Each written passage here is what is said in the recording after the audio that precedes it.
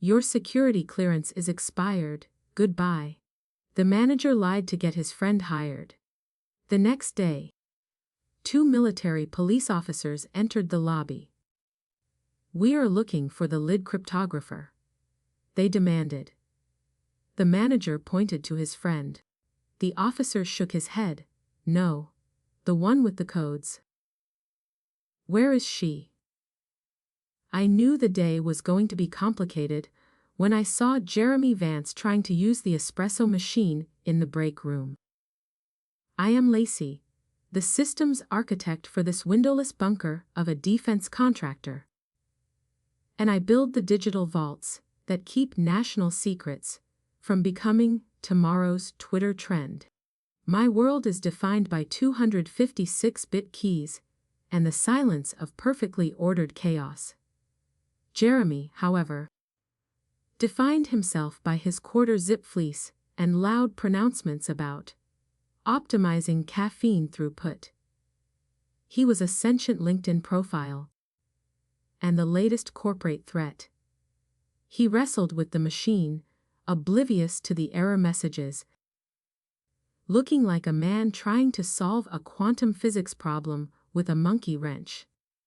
In my line of work, the word streamline never meant improvement. It meant firing the people who understand the engine and replacing them with yes-men. Jeremy finally achieved his cup of bitter sludge, turned, and gave me the tight-lipped nod that middle managers practice for hours in front of a mirror. "Lacey," he said.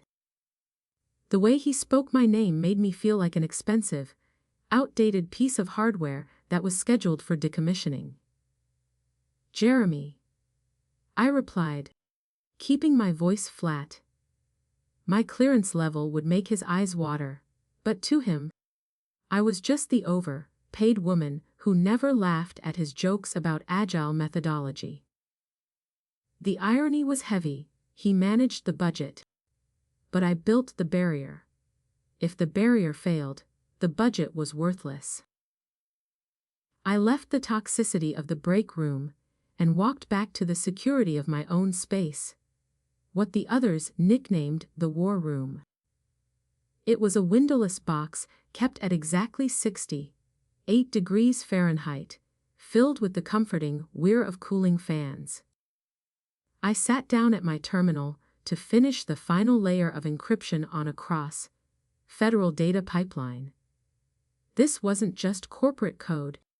This was the digital equivalent of pouring concrete over a nuclear reactor. It had to be mathematically perfect. My fingers moved. It wasn't typing. It was weaving a safety net out of pure mathematics. I watched the compile bar fill up, a satisfying green line ordering chaos into submission. I executed my rigid departure protocol: lock, token out, verify, leave. I never skip a step. I locked the station and grabbed my bag, heading for a late lunch. The hallway was quiet. The sterile silence that often costs billions of dollars to maintain. I tapped my badge on the heavy maglock door, leading to the sensitive compartmented information facility. Beep. A red light. I paused. That was odd. I swiped again. Beep. Red light. Access denied.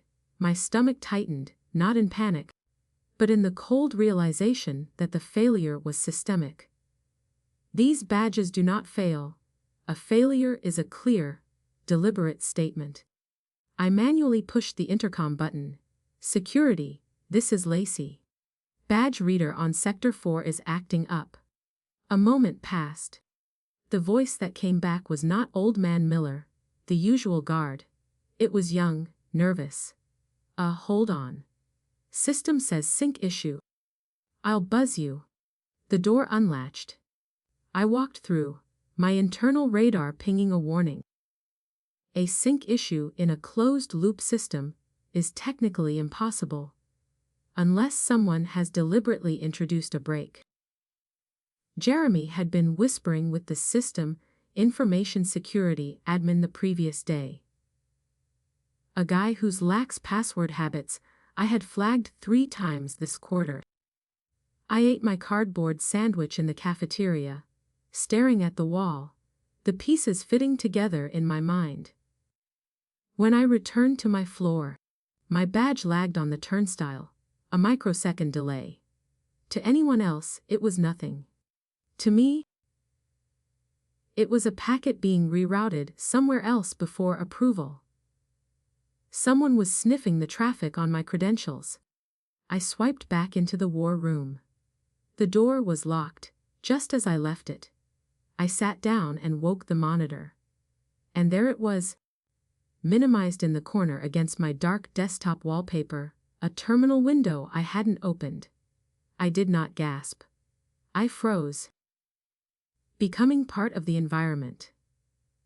Someone had accessed the terminal in the 20 minutes I was eating. They hadn't changed anything obvious. I pulled up the access logs using a custom keyboard shortcut I wrote years ago. There was the record user, Lacey admin. Time, 12:14 p.m. Command export all/dev/null. They had tried to copy the entire root directory, but the syntax was sloppy. They tried to pipe the data to a null device, mistaking it for a hidden folder, when in reality, they just sent the data into a digital black hole. It was incompetent. It was offensive. It was definitely Jeremy or someone he hired, who learned hacking from watching video clips at half speed. I carefully closed the window. I didn't delete the history or alert security. If they were coming for me, they were already inside the perimeter. I needed leverage. I reached into my pocket and pulled out my lip balm. Except it wasn't lip balm.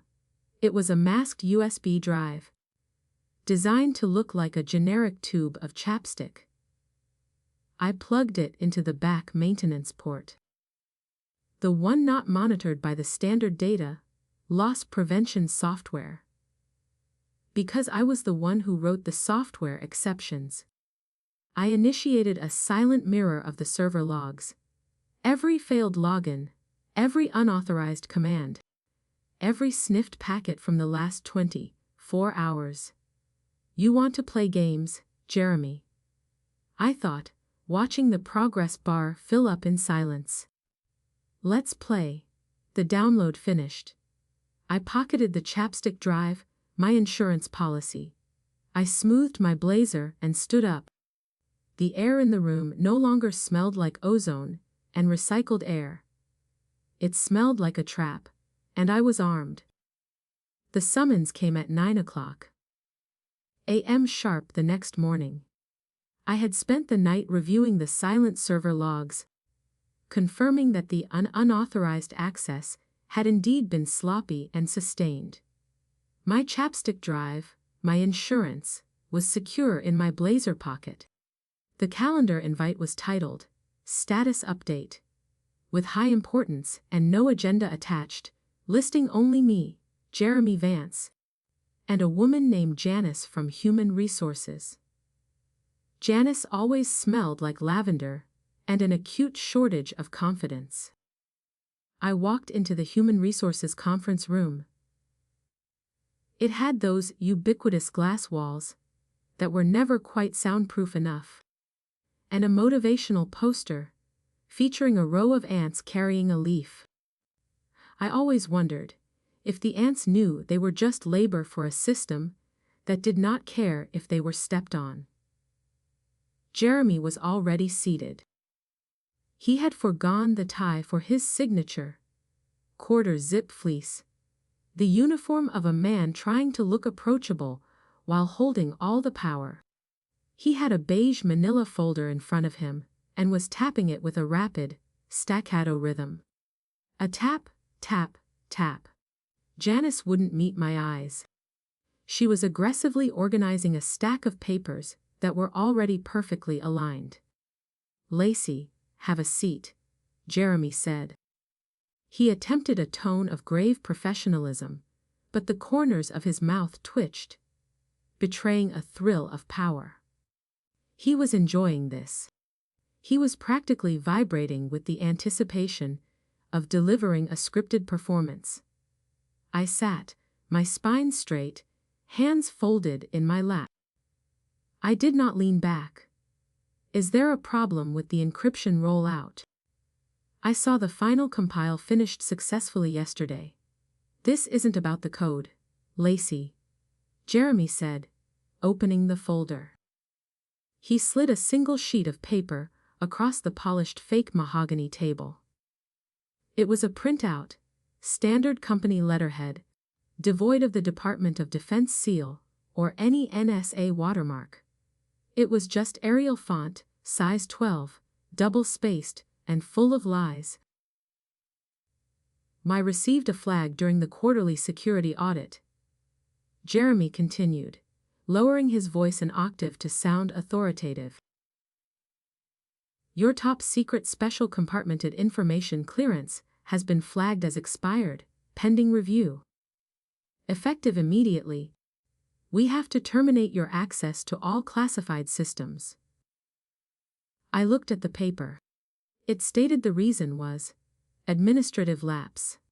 I felt a quiet, internal rumble of disbelief. Clearances like mine do not simply expire because of an administrative lapse. They are monitored. If my clearance was genuinely revoked, I wouldn't be sitting in a wobbly conference room with Jeremy and Lavender Janice. I would be explaining myself to 3 people in a windowless room in D.C. who hadn't blinked in 20 minutes. "Expired," I repeated, my voice dead calm. "That's interesting, Jeremy. My next reinvestigation date isn't until 2027. And usually, the adjudication facility notifies the subject directly via secure mail before notifying the contractor." Jeremy waved his hand dismissively. "The bureaucracy is messy, Lacey, you know that. The point is, without the clearance, you can't be in the building. You can't touch the terminals. You're a liability." Janice finally spoke, her voice thin and trembling. "We have prepared a severance package. Standard 2 weeks plus COBRA coverage. If you sign the non-disclosure agreement regarding your departure today." "I'm not signing anything," I cut in. The room temperature dropped 10 degrees. Jeremy stopped his finger tapping. "Excuse me. I'm not signing a voluntary separation agreement," I clarified. "If you are firing me, fire me. Put it in the system. Terminated due to clearance failure. Do it." My gaze locked on his, challenging him to put the lie into the official record. Jeremy's smile returned, sharp and unpleasant. It was a shark smile. "Fine. Have it your way. Hand over your badge and your token." I reached into my bag. I placed my hard plastic badge, the rectangle that had been my identity for 12 years, onto the table. Next to it, I placed my RSA token, the small fob with the constantly changing numbers. "And the keys," Jeremy prompted, leaning forward. "What keys?" "The encryption keys," he snapped, exasperated. "The master passcodes for the vault. Just hand them over so we can transfer ownership." This was it. This was the whole, pathetic play. He wanted the keys so he could hand them to his replacement and claim he had successfully streamlined the entire division. "The keys aren't physical, Jeremy," I explained, drawing out my words slowly as if speaking to a child. "They are algorithmic seeds. They rotate every 6 hours. The system generates them based on my biometric profile. I can't just give them to you. We'll figure it out," he said, rising from his seat. "Just go. Security will escort you out." I stood up. I didn't look at Janice. I looked Jeremy dead in the eye. "You really have no idea what you're doing, do you? You think this is just IT support? You think you can just swap out parts? I think your time has passed, Lacey, he sneered. We need fresh eyes. Loyal eyes. Loyal. There was the core motivation. He didn't want competence. He wanted a lapdog. I turned and walked out. I didn't slam the door. I walked past Old Man Miller at the security desk. He looked confused as I signed the visitor log. Leaving early, Lacey. Something like that, Miller. Take care of yourself. I walked out into the Maryland humidity. I got in my car and locked the doors, my hands shaking. Not from fear, but from the adrenaline dump of holding back a scream. He lied about a federal clearance. That wasn't just a firing offense. That was a felony. License plate territory. If the wrong people found out. I grabbed the chapstick drive from my pocket. I was going to make sure the very wrong people found out. I pulled out of the parking lot, not driving home, but toward Fort Meade. Or rather, toward a nondescript office park nearby, the secure drop site for reporting a compromised chain of command. Jeremy thought he had locked me out. He didn't realize that by cutting my cord, he had just turned me into a loose live wire, and he was standing in a puddle. I wasn't in the office, obviously. After reporting the compromised chain of command at the secure listening post, I was sitting in my home office, a room significantly more secure than the one I had just been ejected from, watching the unfolding train wreck on a dedicated monitor. Jeremy thought he had succeeded by locking me out. What he didn't realize was that I, the system architect, always left a maintenance hatch, an emergency loop that bypassed standard authentication and connected directly to the kernel via a hard-coded IP handshake. It was a silent, undetectable back door, and I was using it to listen to the house I built. I had access to the internal security cameras, a necessary illegality given the circumstances. Jeremy had called an all-hands meeting in the war room. He was standing at the front, beaming like he had just personally invented the internet. Next to him stood a man engineered in a lab to be the ultimate tech bro, Ethan Cole. Ethan wore skinny jeans, a hoodie that probably cost more than my first car, and had that meticulously messy hair that requires 40 minutes of daily styling. Team, Jeremy announced, his voice thin and tinny through the microphone. I want you to meet the future of our encryption division. This is Ethan. He's joining us from Silicon Valley. Silicon Valley, I translated, was code for fired from a startup for losing user data. Ethan threw up a peace sign. Sup guys? Ready to crush some code? We're going to modernize this stack. No more legacy bloatware, right? Legacy bloatware. I felt a physical pang of insult. He was talking about the polymorphic encryption engine that I had spent 4 years perfecting, the one designed to adapt to quantum decryption attempts in real time.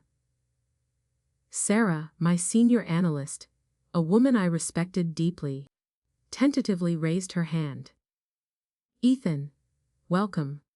Does this mean you're taking over the key management protocols? Because the rotation is set for 1800 hours. Ethan laughed, a hollow, nervous sound. K rotation. Yeah, we'll automate that. I've got a script I wrote in Node.js that handles dynamic re-keying. It's super lightweight. I groaned aloud in my empty house. Node.js for a military-grade localized vault. That was like trying to secure a bank vault with a piece of Scotch tape. The team sat in stunned silence, their faces reflecting the dawning horror I felt. Later that afternoon, the camera feed showed Ethan sitting at my desk, my desk. He had his feet propped up on the console. He was typing loudly on a mechanical keyboard he must have brought from home. I switched my view to the terminal mirror. I could see everything he typed. The attempts were painful to watch. Command sudo app get update. Error repository not found. Command get clone public repository URL error. Firewall blocking external connection. He was trying to pull code from the public internet into a closed SCIF environment. He was attempting to copy, paste code from a public platform to run a classified defense system. You absolute turnip, I whispered to the screen. Jeremy walked in a few minutes later, holding 2 paper cups. How's it going, rockstar? Getting into the guts of it. Yeah, man, Ethan said, spinning around in my chair. The previous admin, Lacey, right? She had this locked down way too tight. Permissions are a nightmare. I'm having to root the box just to install some basic tools. Do what you've got to do, Jeremy said, sipping his latte. Just get it ready for the demo on Friday. I told the board we'd have the new interface live. No worries. I'm flushing the old checksums now. They're just slowing things down. My blood ran cold. The checksums weren't just for error checking in this system. They were the heartbeat. They verified the integrity of the data stored in the vault. If you flush them without the proper rehashing sequence, a sequence that existed only in my head and on a secure offline drive, the system interprets the data as corrupted. If he ran that command, he wouldn't just break the system. He would trigger the dead man's switch. I had designed the system to assume that if the checksums suddenly vanished, the facility had been compromised or overrun by hostiles. The protocol was simple level 4 lockdown. It locks down, encrypts all the data into a monolithic block of noise that is mathematically impossible to reverse without the prime key. And guess who had the prime key? I watched Ethan type rmrf/var/log/checks. He hesitated. His finger hovered over the enter key. Do it, Jeremy urged. Clean slate. Ethan hit enter. On my screen, nothing happened. On their screen, the prompt just returned to a blinking cursor. Don't, Ethan said. Easy. They had no idea. They didn't hear the silent alarm that just went out to the NSA, the DoD, and 3 other agencies whose acronyms are never spoken aloud. They didn't see the background processes quietly locking every single file, turning terabytes of intelligence into digital concrete. They thought they were cleaning house. In reality, they had just welded the doors shut from the inside. I sat back in my chair and took a sip of my tea, Earl Grey, hot. The grim satisfaction was immense. Okay, Ethan, I said to the screen. You wanted the wheel. You got it. Try not to crash into the Pentagon. The trap was sprung. Now, I just had to wait for the hunters to arrive. The thing about a silent alarm is that it is truly, profoundly silent. There are no flashing red lights or sirens, or robotic voices counting down to self-destruct. That is Hollywood. In the real world, a silent alarm is a single packet of data, 64 bytes long, sent via a sub-frequency that bypasses the company's internal SIP entirely. It hit the Pentagon servers at 2:14 p.m. At 2:15 p.m., my encrypted phone buzzed. It was not a text message. It was a push notification from an app that looks like a weather tracker, but absolutely is not. The message read, Storm warning. Severe location, Sector 7. Sector 7 was the code for my old office. I opened the application and authorized access with my thumbprint. A chat window appeared. The user ID was just a string of random numbers. Handler. The message read: "We see integrity collapse on Vault Node 4. Did you authorize a flush?" I typed back instantly, my fingers moving with the mechanical discipline of years. Lacey, negative. I was terminated yesterday. Badge revoked. Access denied by Site Manager Jeremy V. 3 dots appeared on the screen. They pulsed for a long time. I could almost hear the low, controlled panic happening in a windowless room in Arlington. Analysts were pulling up logs, realizing the lead cryptographer was suddenly gone. Realizing some kid named Ethan was currently rewriting security protocols with crayons. Handler. The next message arrived.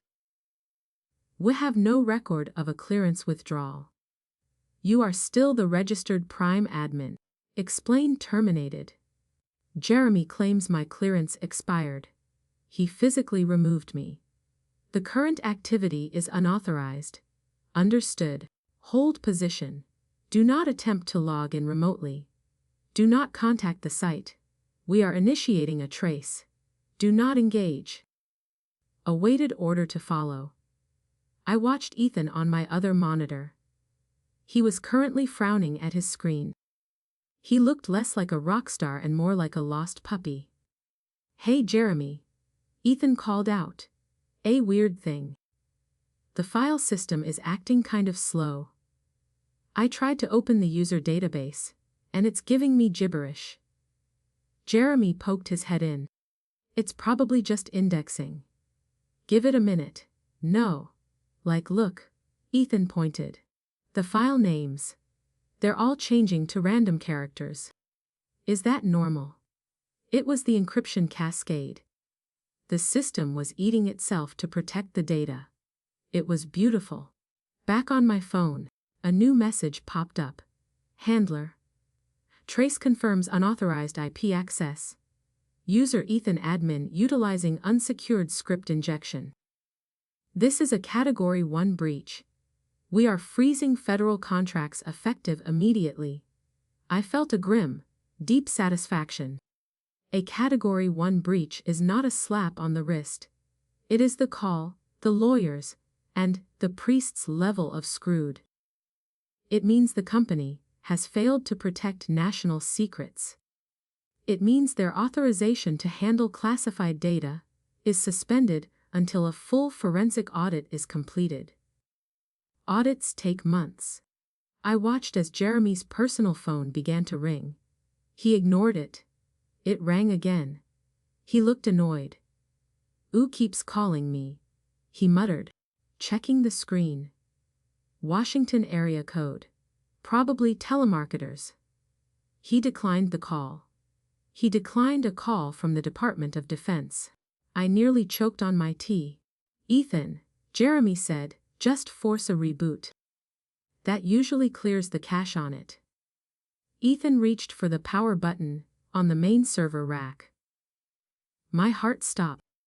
A hard reboot during an active encryption cascade guarantees data corruption. "No, you idiot," I hissed at the screen, though they couldn't hear me. Ethan pressed the button. The screens in the war room went black. "There," Ethan said. "Let it rest for a sec. It'll come back up fresh." On my phone, handler, signal lost. Node 4 is offline. Did they just hard kill the server? Lacey, affirmative. Manager instructed a hard reboot during lockdown protocol. Handler. Jesus Christ. Okay. Asset preservation team is mobilizing. Stay by your phone.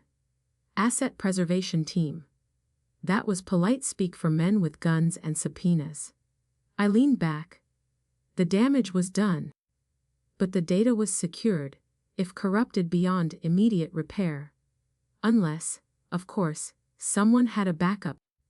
A localized offline mirror of the entire vault structure. Someone who was paranoid enough to keep a copy on a secured drive disguised as chapstick. Jeremy had just destroyed millions of dollars of work and compromised national security because he wanted to hire his buddy. And he had no idea that the only lifeboat in the ocean of excrement he just created was sitting in my pocket. Around 4:30 p.m., the final act of incompetence began. Even as the server rack sat dark and silent, cooling down from its digital suicide, Jeremy decided it was time to celebrate the new era. The office admins rolled a cart into the main, open-plan area outside the war room. Plastic flutes, a bucket of ice, and 3 bottles of mid-range sparkling wine. New era, fresh talent. A printed banner read, taped crookedly to the whiteboard. I watched through the break room security camera. The staff looked uneasy. They knew I was gone. They knew the system maintenance was taking too long. But free booze is free booze, so they gathered round. Jeremy tapped a spoon against a glass. Ting, ting, ting. Everyone gather round, he boomed. He had his arm draped around Ethan's shoulders. Ethan looked less confident now. He kept glancing back at the dark war room door. I know it's been a turbulent week, Jeremy announced, flashing his teeth. Transitions are always hard, but sometimes you have to trim the dead wood to let the new growth flourish. To Ethan, dead wood. That was me, the woman who built the forest he was standing in. So, Ethan? Sarah asked, swirling her wine. Her eyes narrowed. Is the system back up? My terminal is still showing a no connection error. Oh, yeah. Ethan stammered. It's booting. Big server takes time to, spin up the platters. Spin up the platters. We moved to solid-state arrays 5 years ago. There are no platters. Sarah knew that. I saw her exchange a look with the SIS admin. The wolves were starting to smell blood. Jeremy clapped his hands. Don't worry about the tech mumbo-jumbo. We'll handle it. Drink up. Inside the war room, the server finally completed its forced reboot cycle. I switched my view to the internal camera. The lights on the rack flickered on. Amber, amber, amber. They should be green. Ethan slipped away from the party and went back inside, Jeremy following and closing the door. Why is it orange? Jeremy asked, his voice losing its celebratory tone. It's just a warning light, Ethan said, typing frantically. It says volume mount failed. Decryption key missing. Well, put the key in. Jeremy snapped, the celebratory tone completely gone. I can't. Ethan whispered, his voice thin with panic. The prompt isn't accepting the password. It says, user unauthorized. Lockout active. I tried the admin override. And it's locking me out for 60 minutes after every failed attempt. Jeremy ran a hand through his carefully styled hair, messing up the gel. Okay, call the vendor. Call the support line. I can't, Ethan admitted. The support contract ID was under Lacey's name. When you revoked her access, the vendor portal locked us out, too. A thick, beautiful silence descended on the war room, muted only by the nervous laughter filtering in from the champagne party outside. What do you mean, locked out? Jeremy's voice started to rise, climbing toward a shriek. We pay them millions. Yeah. But the authentication is tied to the lead cryptographer's biometric token. You took her token. Jeremy pulled my RSA fob out of his pocket, clutching the little plastic square. No, not the fob. Her biometrics. Her fingerprint, her retina scan. The system needs her to authorize the transfer of ownership. Jeremy stared at the blinking amber lights. The realization was hitting him like a physical blow. He hadn't just fired an employee. He had thrown away the only key to a $1 billion safe. He had prioritized a cheap hire over the very operational structure of the company. "Call her," Jeremy said, his voice dropping from a shriek to a desperate plea. "What?" Ethan looked up, his face pale. "Call Lacey. Tell her there's a glitch. Tell her we need her to come in for an exit interview. Final sign-off. Just get her in the building." I watched Jeremy pull out his phone on the camera feed. He dialed my number. I sat in my living room, watching my own phone vibrate on the coffee table. The caller ID read Jeremy, work. I took a slow sip of my peanut noir. It was much better than the mid-range swill they were drinking. I let it ring. Ring, ring, ring. "She's not picking up," Jeremy growled. He sent a text message. I watched the notification pop up on my desktop mirror. "Hey Lacey, hope you're well. Just realized we forgot some paperwork for your severance. Can you pop by around 5? We want to make sure you get paid ASAP." The audacity of the smiley face at the end of the message made me laugh. I still didn't reply. Then the lights on the server rack turned from amber to red. A steady, pulsing red. "What's that?" Jeremy asked. Ethan swallowed hard. I think that's the data purge warning. If we don't authenticate in 12 hours, it wipes the drives." "Stop it. Unplug it." "If I unplug it now, the battery backup kicks in and accelerates the wipe. It's a tamper-proof mechanism." Jeremy slumped back into my chair, defeated.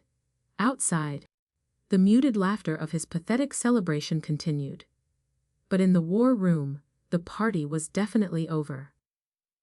"We need her," Jeremy whispered, running his hands over his face. "We need her back." "She's not coming back, Jeremy," I thought. "Not for you." Because I knew who was coming instead. The next morning, the office parking lot looked different. The usual commuter cars were there, but right in front of the main entrance, parked in the spot reserved for the visitor of the month, sat a black Chevrolet Suburban. Tinted windows, government plates, and no bumper stickers. It was 7:45 a.m. I wasn't there, but I was watching the external feeds. Jeremy arrived at 8 o'clock. He looked like he hadn't slept. His fleece was wrinkled, and his hair gel was failing. He walked past the SUV, paused, looked at it nervously, and then hurried inside. He probably hoped it was just a routine inspector. He didn't know that corporate doesn't drive armored subs with satellite antennas on the roof. Inside the war room, Ethan was asleep on the floor, having pulled an all-nighter trying to force my encryption. Empty energy drink cans littered my desk. The server rack was still pulsing red, a slow, rhythmic heartbeat of impending doom. Jeremy kicked Ethan's shoe. "Get up. Who's the car outside?" Ethan groaned, wiping drool from his face. "What car?" "The Fed mobile out front." "Did you call someone?" "No. I told you, I can't even get outgoing email to work." There was a knock on the glass door of the war room. Not a polite knock, a police knock. Hard, authoritative. Jeremy jumped. He smoothed his hair and opened the door. Standing there wasn't the police. It was Agent Sarah Miller, Defense Counterintelligence and Security Agency, DCSA. She was wearing a gray suit and holding a clipboard. She looked like a librarian who kills people for fun. "Jeremy Vance?" she asked. Her voice was dry as dust. "Yes. Who are you?" "I'm Special Agent Miller. We're conducting a spot audit on your facility's clearance logs." We received a notification of irregular activity. Jeremy's face went white. Irregular? No. No, just routine maintenance. Upgrades. Upgrades. Agent Miller repeated. She didn't write anything down. She just stared at him. Is that why your main encryption node is offline? And why we've lost telemetry on the vault? It's a temporary glitch. My team is handling it. Jeremy gestured vaguely to Ethan, who looked like a raccoon caught in a trash can. I see. And where is the lead cryptographer? The registered prime admin, Lacey. She's no longer with the company. Jeremy stammered. We let her go. Clearance issues. Agent Miller's eyebrows went up just a fraction of an inch. Clearance issues. Interesting. Our records show her clearance is active and exemplary. In fact, she's the only one certified to operate this node. There was an administrative lapse. Jeremy stammered, recycling his lie. We're sorting it out. Ethan here is taking over. Agent Miller looked at Ethan. She looked at his hoodie. She looked at the energy drinks. She looked at the red light on the server. I'm going to need to see your access logs, she said. And I'm going to need you to step away from the terminal. Now, wait a minute. Jeremy tried to bluster. This is a private company. You can't just. Or Mr. Vance. She cut him off. You are a federal contractor operating a classified vault. You are not a private company. You are a tenant. And right now it looks like you've broken the lease. She motioned to two men who had quietly entered behind her. They were wearing tech ops gear.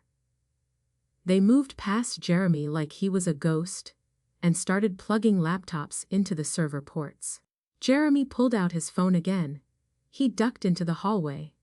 My phone rang. Caller Jeremy work. I let it go to voicemail, he texted. Lacey, pick up. The feds are here. Tell them you quit. Tell them it was voluntary. I can fix this. I'll double your salary. I laughed softly. Double my salary. He was going to be lucky if he didn't end up paying legal fees for the next decade. I typed a reply, finally breaking my silence. Lacey. My clearance is expired, remember. I can't talk to you. It would be a security violation. I saw him read it on the camera. He stopped walking. He stared at the phone. He looked up at the camera in the hallway, realizing for the first time that I wasn't just gone, I was watching. The silence protocol was over. The noise was about to begin. My own phone rang again. This time it was a blocked number. This is Lacey, I answered. Lacey. This is Director Hastings. A deep voice said. We have boots on the ground at Sector 7. The situation is messy. They've triggered a Level 4 lockout. I know, I said. I'm watching the logs. Can you fix it if you have physical access? Yes. But I've been trespassed from the property, Director. Not anymore. Hastings said. I'm sending a car for you. Be ready in 10 minutes. We're going to need the architect to dismantle the bomb. Understood. I hung up. I went to my closet. I put on my best blazer. I grabbed my bag. I grabbed the chapstick drive.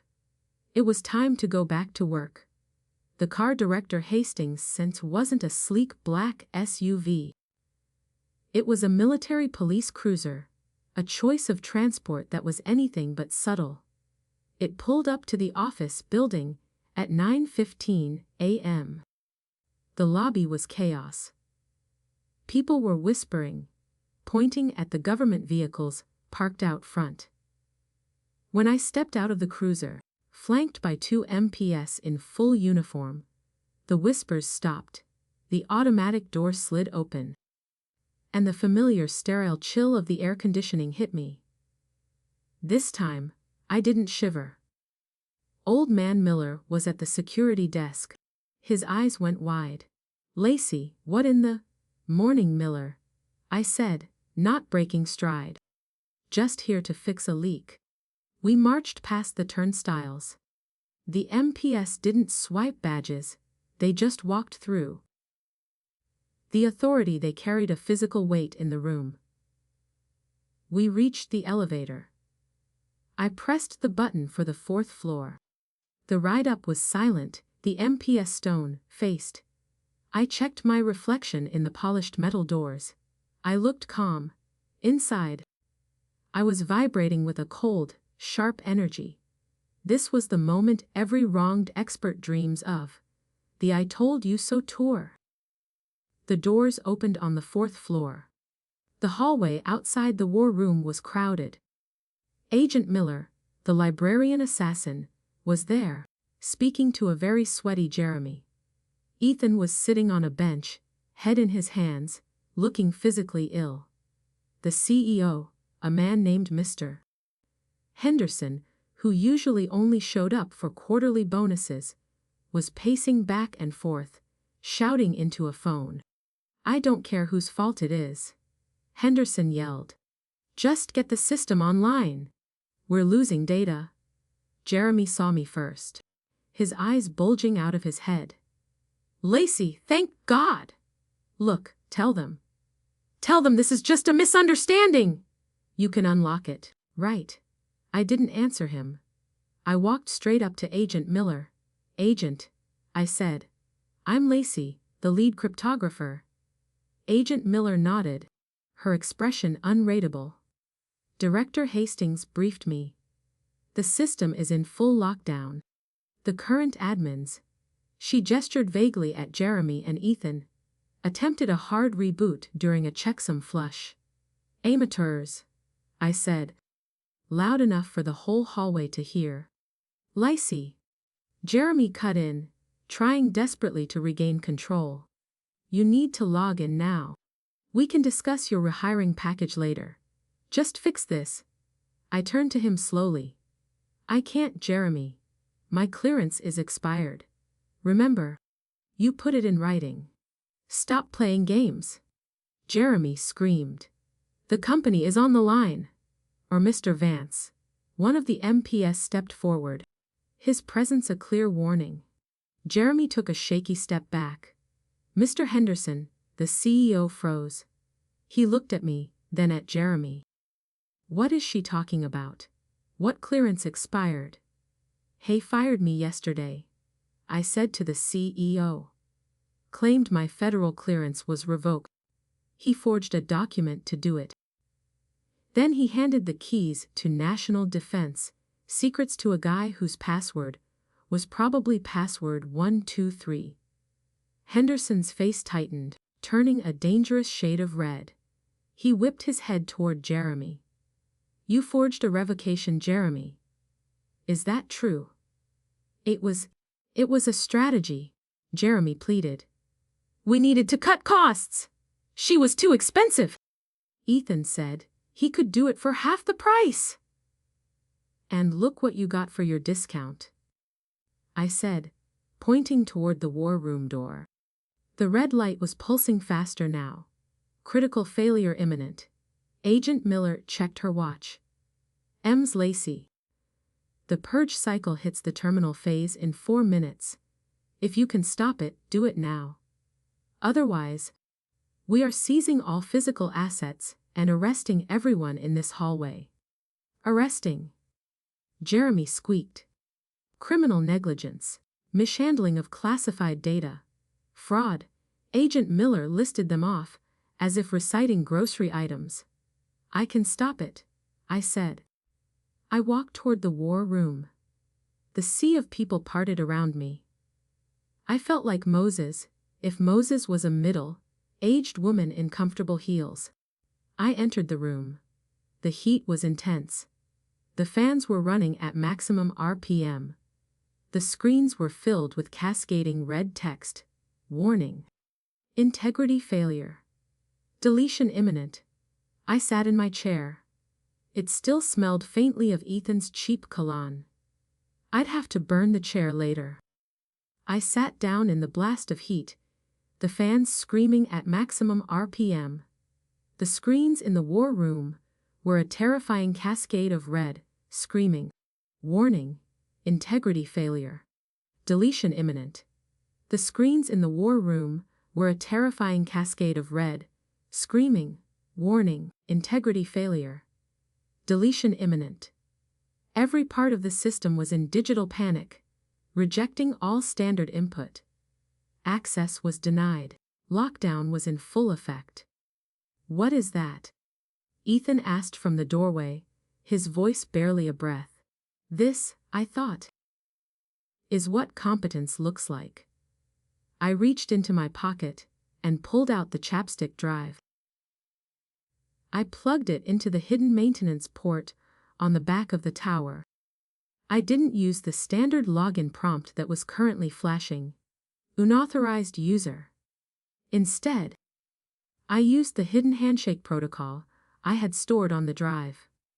My fingers flew across the keyboard, bypassing the usual system checks.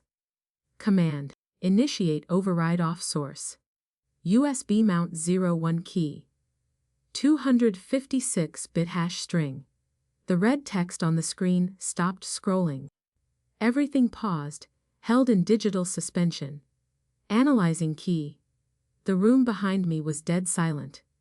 I could hear Jeremy breathing, short, shallow gasps, a sound I found deeply satisfying. Key verified. Welcome, architect. I programmed that little welcome message years ago, a bit of ego, sure, but I had earned it. The system was now speaking to its creator, not its tenant. Command: abort. Purge. Command: restore checksums from backup. A progress bar appeared immediately on the console. 0%, 10%. "Is it working?" Henderson, the CEO, whispered from the doorway. "Hush," I ordered, my eyes glued to the screen. 20%, 50%.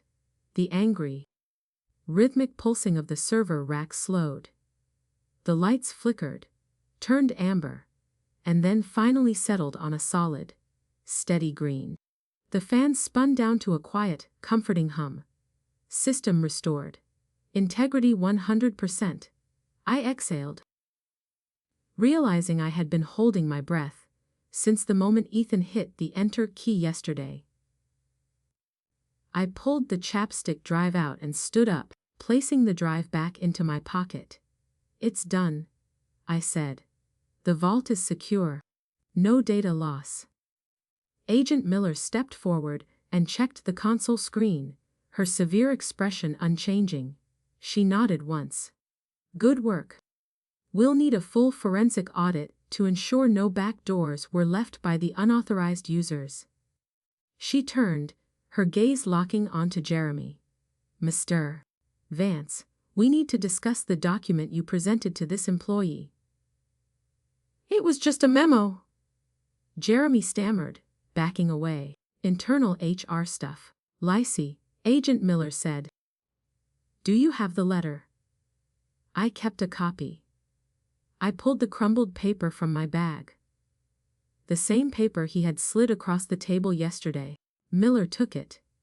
She read it, slowly. Her eyes got colder. "This document attempts to mimic a Department of Defense directive. It cites a non-existent statute. It falsely claims a revocation of a federal clearance." She looked at the CEO. "Mr. Henderson, are you aware that forging federal security documents is a felony carrying a mandatory minimum sentence?" Henderson looked like he was about to vomit the expensive sparkling wine he'd had earlier. "I had no idea. Jeremy told me she was being let go for performance issues." "He lied to you," I said simply. "He lied to get his friend hired, and he risked the entire company to do it." Jeremy was cornered. He looked at Ethan for support, but Ethan was busy trying to melt into the drywall. "It was a business decision," Jeremy yelled, his voice cracking. She was unmanageable. She didn't fit the culture. The culture of what? I asked. Incompetence. You're right, Jeremy. I don't fit that culture. Agent Miller signaled the two MPs. Jeremy Vance. I'm detaining you for questioning regarding the mishandling of classified material and fraud against the United States government. You can't arrest me. I'm a manager. Not anymore. Henderson barked, rubbing his temples. You're fired, Jeremy. Effective immediately. He pointed at Ethan. And you. Get out. Don't touch a computer. Don't touch a phone. Just get out. The MPS moved in. They flanked Jeremy, grabbing his arms. They marched him toward the elevators. He was still shouting something about cost savings as the doors closed, leaving the hallway silent once more.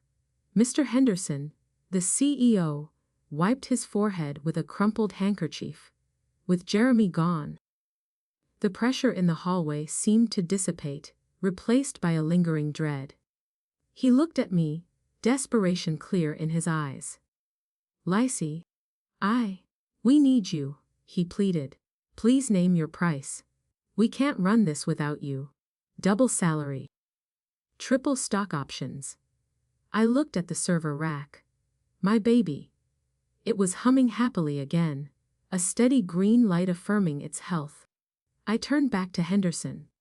I'm not coming back to work for you, Mr. Henderson, I said.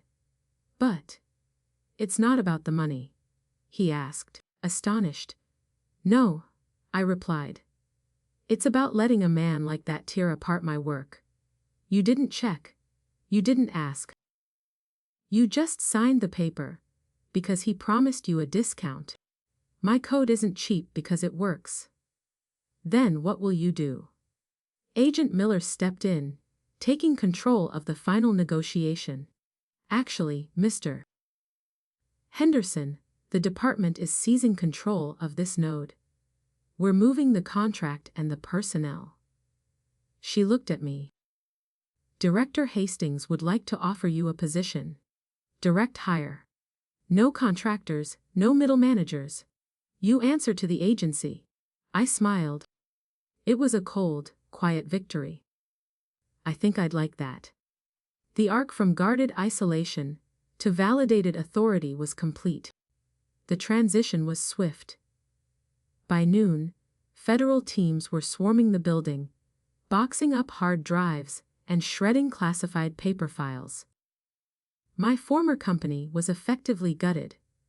Without the defense contract, they were just another tech firm with too much office space and bad management.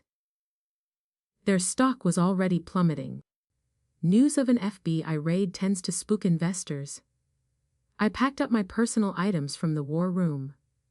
A framed photo of my dog, who has better clearance discipline than Jeremy. My favorite mug. My cactus. Ethan was waiting by the elevator with a cardboard box. He looked like a kicked puppy, pale and defeated. I didn't know, he mumbled as I walked past. Jeremy said it would be easy. He said it was just maintenance. I stopped. Encryption isn't maintenance, Ethan. It's language. If you don't speak it, don't try to shout over it. I pressed the elevator button. I didn't wish him luck. He'd be fine. He would probably land a job at some app startup, ruining user privacy for a living. That's where guys like him belong. Outside, the air smelled sweet. Agent Miller was waiting by the dark sedan, looking infinitely more relaxed. Now that the nation's secrets were secured. We have the logs from your USB drive, she said. They confirm everything. Jeremy's attempts to bypass protocol. The unauthorized access by Ethan, the negligence, and the revocation letter. He's looking at significant time. A permanent ban from any government contracting. He'll be lucky if he can get a job managing a shift at a pretzel stand. I nodded. It was enough. Here, I said, handing her the chapstick drive. This is the restored encryption keychain and the source code for the override protocol. I kept it safe. She took the little tube, turning it over in her hand. You kept the nuclear codes on a lip balm stick. Nobody checks the lip balm, I said. Security through obscurity. She actually smiled, a genuine crease around her eyes. Welcome to the team, architect. I got into the car. As we drove away, I looked back at the office building one last time. It looked small, insignificant. A glass box full of people who pretended to be important. I pulled out my phone. I had one notification left. A LinkedIn request from Jeremy Vance, sent 2 days ago. Jeremy Vance wants to add you to his professional network. I hit block. Then I opened the Reddit app. I saw the upvotes climbing on my post. People cheering for the crypto queen. People roasting Jeremy. People asking for updates. You guys want an update? I whispered. We won. I typed out the final edit to my post. Update, the system is safe. The manager is in custody. And I just got a promotion. Moral of the story, you can lie to HR. You can lie to your boss. But you can never, ever lie to the code. Because the code always remembers. I locked my phone. The car merged onto the highway, heading toward DC, toward the real work. My clearance didn't expire. It just got upgraded. Authority isn't something you fake or hand to a friend. It's something you build, line by line. Lacey never made a scene. She just let the system speak for itself. When the code finally spoke, it asked one simple question. Where is she? You don't notice the quiet professionals until everything breaks without them.